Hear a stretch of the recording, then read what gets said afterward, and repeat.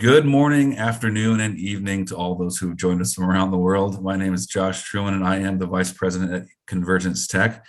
And today we have an amazing panel who will be joining us from all over the world to discuss the future of learning from a student perspective.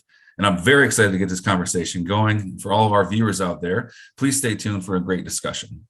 In today's format, we're going to actually take a few moments, let each panelist introduce themselves, and then we're going to jump into the Q&A, which I'm really excited about. So without further ado, I'm going to pass it over to Antonia, who's going to introduce herself, and then we're going to move on down the line. So Antonia, please introduce yourself and we will get moving. Thank you. Hi, everybody. My name is Antonia. I am 19 years old. I'm a Canadian student studying at Tufts University, just outside of Boston, and I'm majoring in economics. Thank you. And Vandy. Hi, everyone. My name is Vandy. I'm 17 years old, and I am a grade 12 student studying at White Oak Secondary School in Oakville, Ontario. Excellent. Thank you. And Neane. Thank you. Before I introduce myself, I'd like to do an acknowledgement of country. I'd like to acknowledge that I'm on the traditional lands of the Wurundjeri people of the Kulin Nation and pay my respects to elders past, present, and emerging. I would also like to extend that respect to all Indigenous people from all countries and communities around the world. I humbly pay my respects to your lands, cultures, customs, stories, and unique law. And I also pay my respects to your elders past, present, and emerging. My name's Neane K. I'm a proud Yorta Yorta, Wamba Wamba, and Jar Jar Wurrung woman from Central and North Victoria in Australia.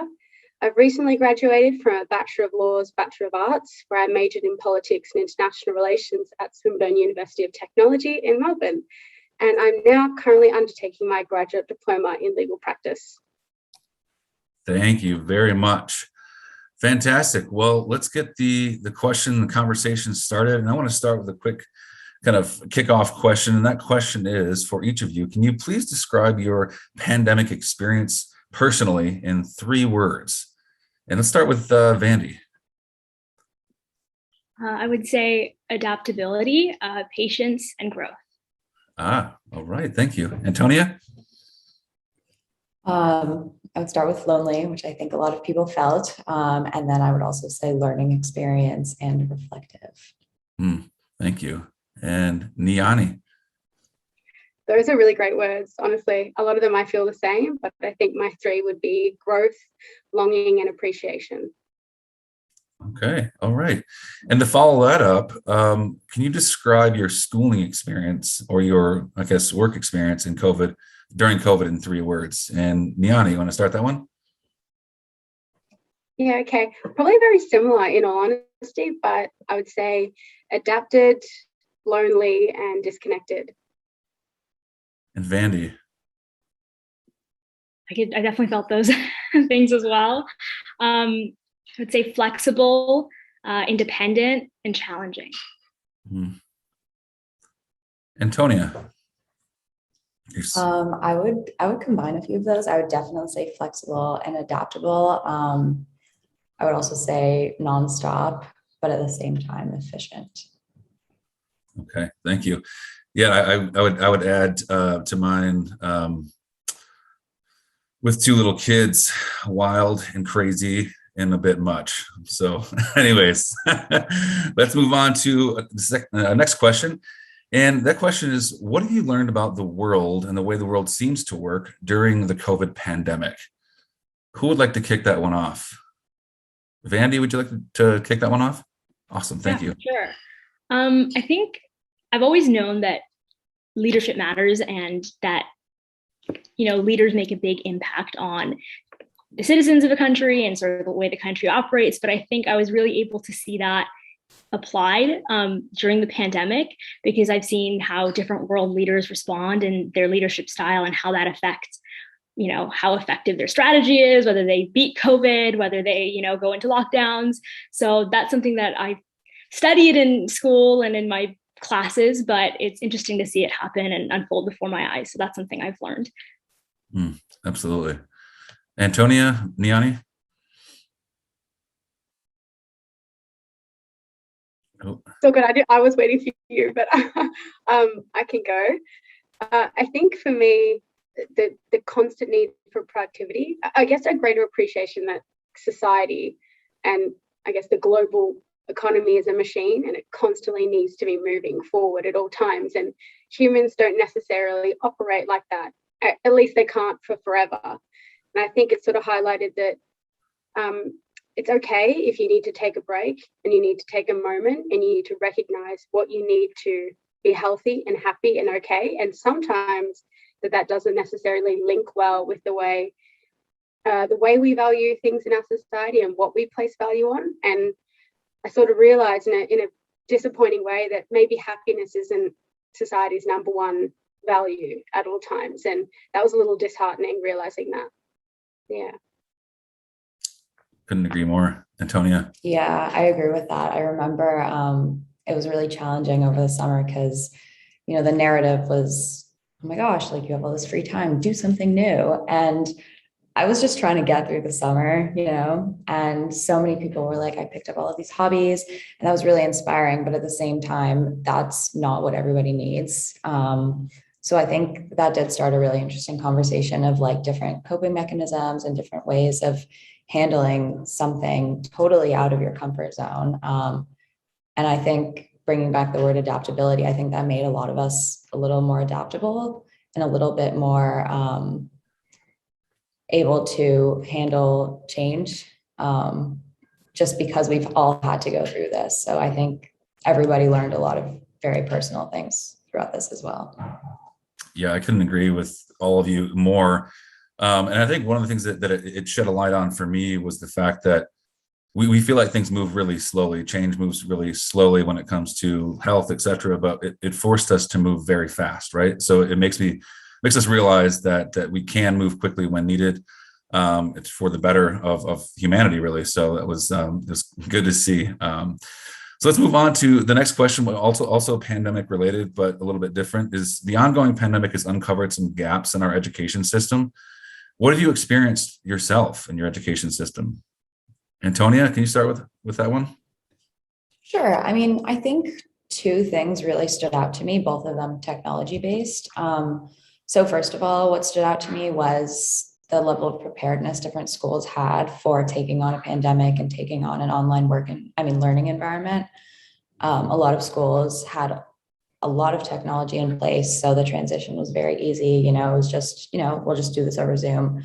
A lot of other schools had nothing in place, and so their kids were scrambling to like get access to textbooks and get access to online modules and, even access their teachers online. So I think that really showed us that not all education systems are on the same page of where technology can be. And I think that does start a really helpful conversation of how we can really use technology to engage students and improve the learning experience, rather than what a lot of schools had to do very last minute, which was just replace everything with technology. But now that COVID is getting better in some respects with the vaccines and stuff like that, and some schools are able to slowly return to a hybrid learning system, I think this really gives us the opportunity to really see where technology fits in best in our curriculums. So I think there's something good that came out of that gap where schools realized that they were all on different pages with how they implemented technology. So I think even though there was a bit of a scramble last spring, now we're all in a better place for it. Absolutely. Vandy, your thoughts? I completely agree with Antonia. I definitely think that schools are really behind when it comes to taking advantage of tech and online resources in education. I think, generally in my experience, the education system tends to be quite traditional. So it doesn't really allow for the type of flexibility that we're seeing now. So we have like the hybrid model where you're maybe in school a little bit in person, but you join online for certain classes. And I definitely hope that we take advantage of that going forward, because especially for older students, I think it's more efficient, like time efficient, and it allows us to actually take charge of our own learning.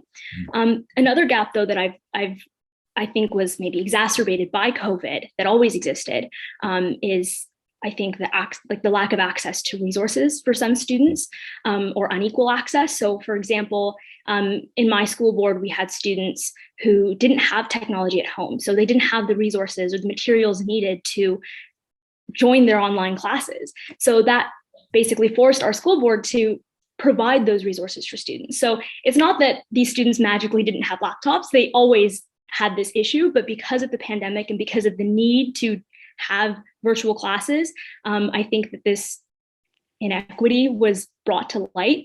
And I think that's something that going forward again, I hope we continue to provide those resources for students who didn't have it before. Appreciate that. Well said. Neane, final thoughts? Well, Vandy just made a really good point, access to education and the inequality we see with technology.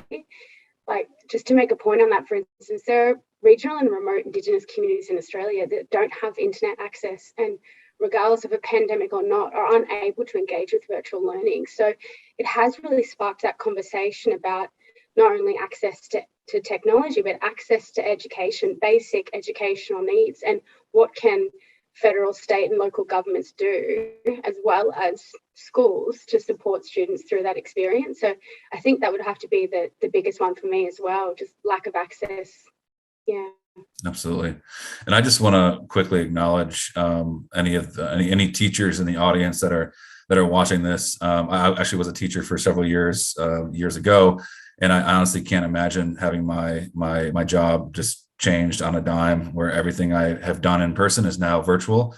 Those connections with students all done virtual now. So kudos to the teachers out there. I know it's a challenge, and I know a lot of folks have moved on from teaching because of it. So the folks that are still around, we commend you. But with that, let's move to the next question, which is talking a little bit about personal impacts of COVID, and what are those personal impacts that you've witnessed amongst your peers related to COVID, as you were faced with long periods of homeschooling or virtual learning.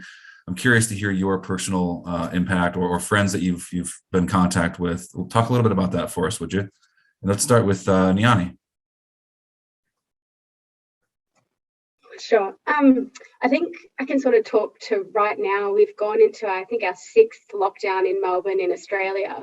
So for the last 24 months, really, we've spent, I think, over 200 days in lockdown to some extent, where we've sort of not only been engaging with education, but also family and friends through technology.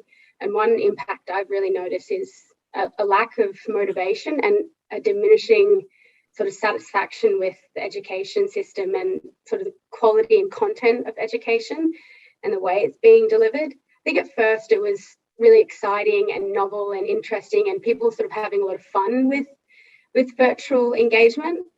But I think as time's gone on and we've reached over 200 days, that novelty has certainly worn off. And now we're seeing people really struggling to grapple with the fact that life during COVID and potentially even going forward is going to be a bit like this. And so you're seeing people who are really struggling and don't really have sort of the coping mechanisms to be supporting themselves in this time, when they don't really have that support system around them. So that's sort of the biggest impact I've noticed amongst my peers, is a complete disengagement with their education system and a real sense of loneliness to not have the people around you close. Yeah, that's very important that you brought that up. Vandy, your thoughts? I definitely agree. I do have a sort of a different take in some respects. I do know that my friends and I think were really overworked before the pandemic. School was really exhausting. It was kind of this never-ending cycle of, wake up early, do your extracurriculars, go to school for, 6 hours, stay after school to do more extracurriculars or whatever. And you go home, you cram your homework and you do it all again the next day. And that can get really exhausting. And I don't think that, at least, myself and my friends, we weren't the best at taking care of our, our mental health, prioritizing our health. And I think just being go-getters, it can be hard. So when the pandemic kind of provided a pause, or I should say online learning provided that pause, because we were able to actually, join from home. We were more focused in our lessons because we were joining from home. We had the independence to schedule our own, studying. And that really did improve my overall well-being and mental health. But obviously when it comes to things like, missing friends and feeling lonely, like I felt that too. And I think like virtually everyone I know has felt that as well. So I think there were some pros in the sense that, it gave a much needed pause, and definitely made me prioritize and recognize that I need to take time for myself. But then it also, made me feel isolated and miss my friends and kind of wished I could be back in that in-person environment again as well. That's really important though, Vandy. I think that it forced us to slow down, right? It forced us to take stock of our lives in general. But the way that it's interesting, I keep thinking of, and maybe this is unique to me in Minnesota, but it's kind of like waking up in the morning to a snow day, and school's canceled, and you're like, yes. Not saying that we're excited about COVID, but that that breakup of the normalcy, and then the snow day just keeps going and going and going. The weather gets better, and then all of a sudden it snows again. So it just kind of reminds me of that kind of ongoing challenge. So I thank you for that. Antonia, any final thoughts on that question? Yeah, I mean, I think my experience was kind of right down the middle of what both of you have already said. I think for me personally, I operate best on like a no second of free time schedule, because a lot of my extracurriculars that take up a lot of time, like I run competitive track and cross country. So when that was suddenly taken away, I had no more normal life and no more like track, and that community was gone. So like my entire, go-to coping mechanism was also taken away. So that was really challenging for me. Vandy, I definitely agree with the break. I totally relate to the super busy schedule. And so I think for me, it was also like a big deal to just have time to just chill out, because you just keep going and you stop thinking and you're just going and going and going. And suddenly, 2 years have passed. But I think two things really stood out to me. I think having that break and having maybe even too much of a break gave me the opportunity to really think about what I could implement in my normal busy schedule to maintain mental health.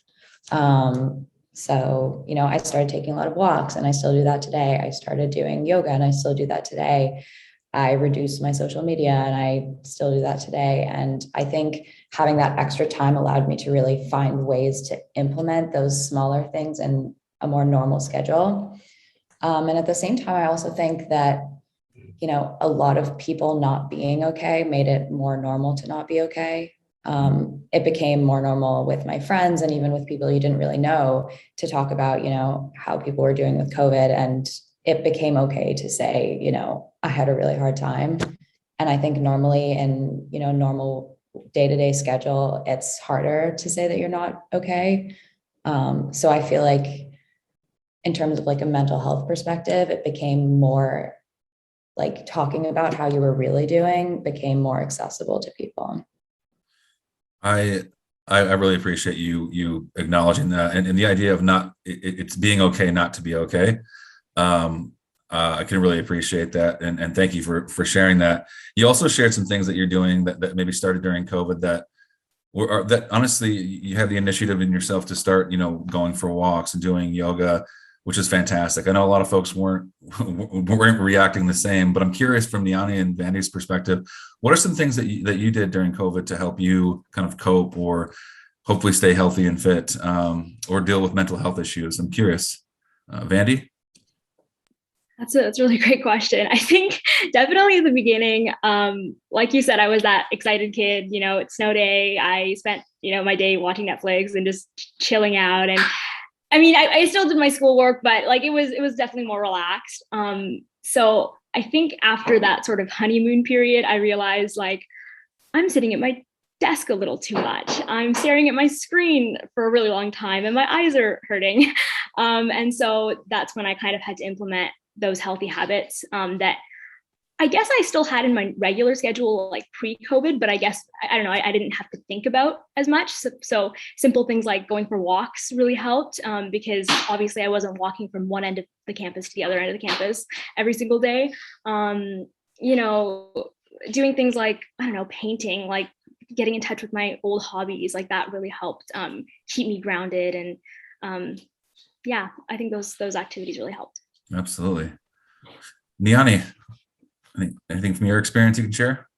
Yeah, well, I think we can all share we all started walking. I think that's a very universal experience with the pandemic, me as well. Not that I wasn't much of a walker, but like I noticed if I wanted to see a friend or a family member, we would catch up for a walk. So you just walk more often and sort of enjoy that's part of your 1 hour or 2 hour allowance to be outside every day. So you go and enjoy the sunshine rather than just sitting at home. And I sort of really embedded cultural practices at my house. I mean, like traditional Indigenous practices that have been passed down from my family that somehow I never had the time for. And during the pandemic, I made time for it. And even now, when things start to go back to pre-COVID times, I'm still making sure I have time for that. So it really made me restructure the things that I value and where I spend my time and what makes me feel good at the end of the day. Yeah.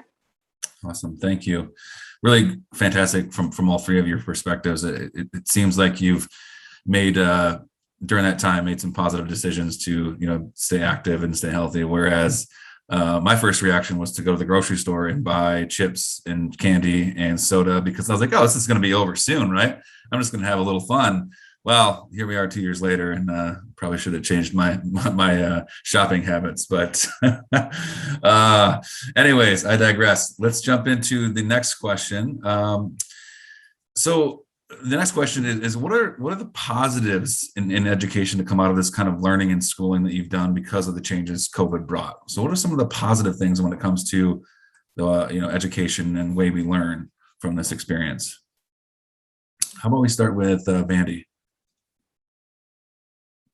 So I think one of the big themes that we've been discussing is flexibility and adaptability. So I definitely think that has been a big change.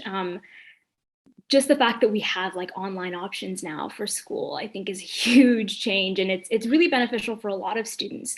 And I think that's something that is going to be staying for, I think, at least the near future.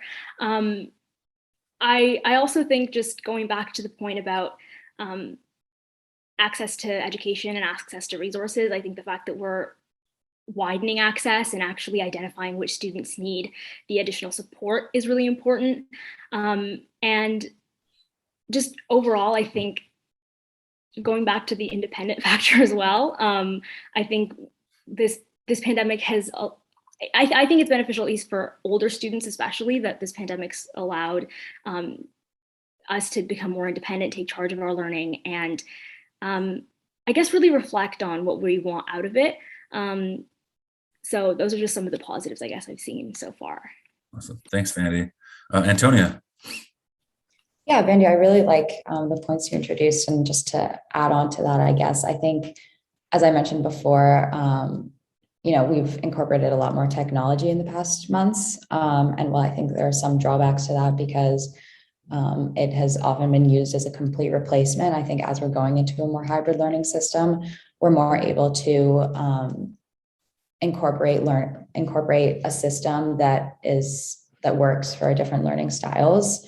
For example, in my Calc 2 class right now, our lecture is online, so it's on Zoom, but there's also pre-recorded lectures. And so you can watch those at your own pace. If you're like slower to take in a lot of information, you can pause your videos, you can watch them faster if you need to, you can watch them slower, you can spread them out over 3 days if you have to. But then we have our kind of lab and discussion groups in person, because you really need to be in an in-person setting to truly discuss with your peers and to ask, questions to your professors. So I think that really shows like how we can adapt in the future and adhere to different learning styles so that the education system changes a bit from one size fits all, which has traditionally been, which is not a new conversation. But I think technology will give us the opportunity to have different sizes fit everybody in a way while still maintaining the core curriculum. So I think that's definitely an opportunity that we can take charge on. Totally agree. I totally agree. Thank you, Antonia. Neane, your thoughts? Yeah, just to echo what Vandy and Antonia have said, adaptability, adapt, just constantly keeps being mentioned. And I guess they're the positives to come from this. We have seen just how adaptable our education institutions are to meet sort of demands and needs of our communities, but also how adaptable we as individuals are. And not a lot of people like change. Not a lot of people like to not feel in control, but we have seen that when push comes to shove, people are really quick to adapt and to change their lifestyles to meet what's going on around them. And that's sort of a positive that's come out of not only education, but this entire experience. Absolutely. Thank you, Neane. And actually, we're going to keep you right in the hot seat with the next question. And actually, the first question will be for Neane, and then we're going to have a follow-up question that I'd love to have each of you kind of shed some light on. So the first question for Neane is, from the Indigenous perspective, how has your educational experience prepared you for the future and connected you to your community? That's a good question. Well, I'm the first in my mother's family to get a secondary education, let alone engage in tertiary studies. I think that speaks a lot to the fact that these institutions from their conception were really volatile and aggressive towards Indigenous participation and marginalised communities generally. These institutions weren't built for their participation. And now we're seeing Indigenous people being part of those institutions and feeling really empowered and self-determined through them. And I'm one of those. I chose to study law because it's an area that affects Indigenous people now. It always has and it always will. I mean, from before I could walk, I've been going to native title and land rights meetings with my families, and I've been very involved in the way in which law has shaped the Indigenous experience here in Australia. And I wanted to get a degree so that I could also be part of that conversation, so that I could propel my community forward and that they could take a rightful place within a country that's theirs. Indigenous people didn't cede their sovereignty here in Australia, and it's important that we have Indigenous people who are educated to be part of these conversations, to be empowered through these conversations. And I'm very lucky. I have a very great support system around me, not only through my education system, but my family as well. And I have to speak to my Indigenous engagement unit at university, who really supported me through my studies. And I don't know if I would be able to reach the end of a 6-year degree without their support and guidance. And so I think for me, having a lot of support, having a lot of community around me really assisted me getting to the place that I am now. And now here I am, I'm entering the workforce and I'm able to speak on behalf of my community. And I guess that's the way that it's sort of prepared me for my future and the future of my community. Thank you. That's really exciting to hear that your education and what you're doing now is really going to serve your community and help grow the community. So that's really exciting. The follow-up question is really for everyone, and it's more of a broad question. And that question is, how do you feel education can level the playing field for underserved populations around the world? And maybe COVID has shed a light on this as well. So I'm curious to get your thoughts. Maybe Vandy, could you kick it off for us? I think, education is known to be, the great equalizer for a good reason. I think equal access to knowledge can definitely set people of all different kinds of backgrounds, regardless of socioeconomic status or gender or nationality, on the same playing field. And I do just want to acknowledge, though, that knowledge isn't enough. I think it's also about making sure that there's equal opportunity within education. So that looks like access to similar programs and camps and clubs and other activities. That also makes sure that, each student has that same opportunity to shine and to achieve the things that their peers, halfway across the world are achieving. So although it might be, an idealistic view, I think it's still important that when we think about education, we also think about the opportunities that come out of education. So it's not just I'm learning math, I'm learning English, but there's also maybe a debate club at my school, or there's a robotics team. And again, it's a little idealistic, but I still think any child, regardless of where they're from, can achieve those same things if they're just given the chance. And I think we already see that even in countries where there isn't that same access. We see kids defying the odds and, going on to achieve amazing things and invent all sorts of machines and become chess champions and do amazing things without the opportunity. So I think if you do give the opportunity, I can only imagine what students can accomplish. Excellent. Thanks, Vandy. Antonia, any thoughts on this question? I honestly think Vandy did a really good job kind of setting the field. I think it's a really complicated question. I think we're not quite to the solution yet, because as Vandy was saying, it's not just education, it's not just pure knowledge, it's also what you're able to do afterwards with that education. I mean, we still are looking at, unequal pay for men and women and stuff like that. Like those things will still impact what you can do with your education, and thus will also impact how level the playing field really is. I think there's been a lot of changes recently that will definitely help us do so. And I think having conversations like this are going to be a really big key part, especially with big stakeholders, in terms of how we can level the playing field after we all have the same level of education. But I think we're moving forward slowly. Agreed. Well said. Any last thoughts on that question? Anyone else? If not, that's fine. All right. Why don't we jump into our final question? And I thought maybe I would put a little spin on this one. And I guess the question itself is, what have you learned about yourself during COVID? Which I'm sure we can all answer that. I want to add to it. And I want to ask you, if you could go back in time to, let's say, late March of 2020, and you knew the pandemic was coming, what advice would you have given yourself? And I can start. And the advice I would have given myself is to maybe don't shop in the candy aisle, first of all. And then I think I would have recommended to myself to keep a routine, get into a routine and exercise and, get up and get to work on the same time. So anyways, that's what I would have done. I'm curious, your thoughts on the last question. What have you learned about yourself? And if you have advice, what would that have been? And why don't we kick it off with Neane?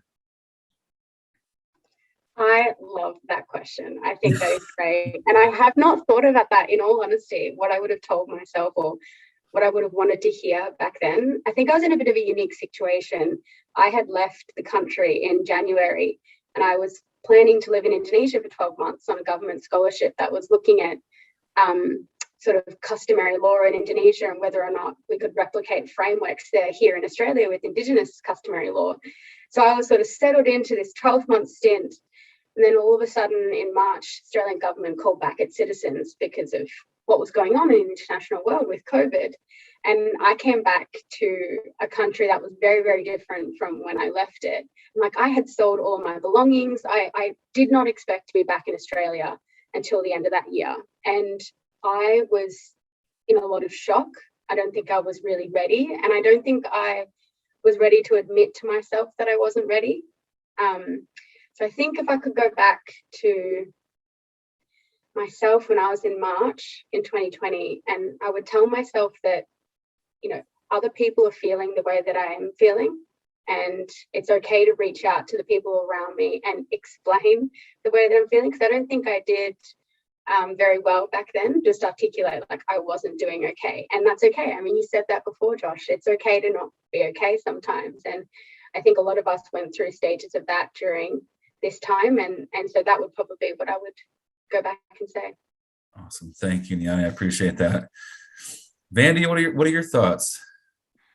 I think I have similar thoughts. I would definitely tell myself to keep a schedule, keep the schedule and stick to it. Super important. I would say prioritize mental health. Like this is a great opportunity to prioritize mental health. I wish I had done it earlier on in the pandemic. And I think just in general, like get outside, stay active, keep a schedule. Don't take the time for granted. I had just turned 16 when the pandemic started. So it was my 16th birthday. And like a couple months later, it was like the world stopped. And now I'm almost 18. So it's I don't know. It's kind of hard to believe that I've spent that period of time like at home. But just in general, I think just to answer the question about the positives that have come out of it, I definitely think I've become more conscious of like my bad habits, and I've tried to correct them. I've taken better care now of my physical and my mental health.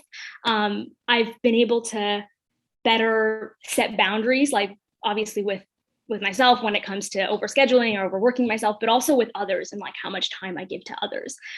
Even if it's like my friends in my personal life or like my work life, I've learned to kind of just say no when I need to and sort of prioritize my well-being, because you can't run on no fuel. It's not just unsustainable, it's unhealthy. So yeah, I think I've just slowed down, and that's sort of what the advice I'd give as well to myself. I think I would give that advice to everyone that's your age, probably. I feel like even having a 6-year-old and taking him to hockey practice, everything is so competitive and so fast and go, go, go. I think everybody needs to slow down, right? I think especially students. So I think well said, Vandy. Antonia, thoughts on that question?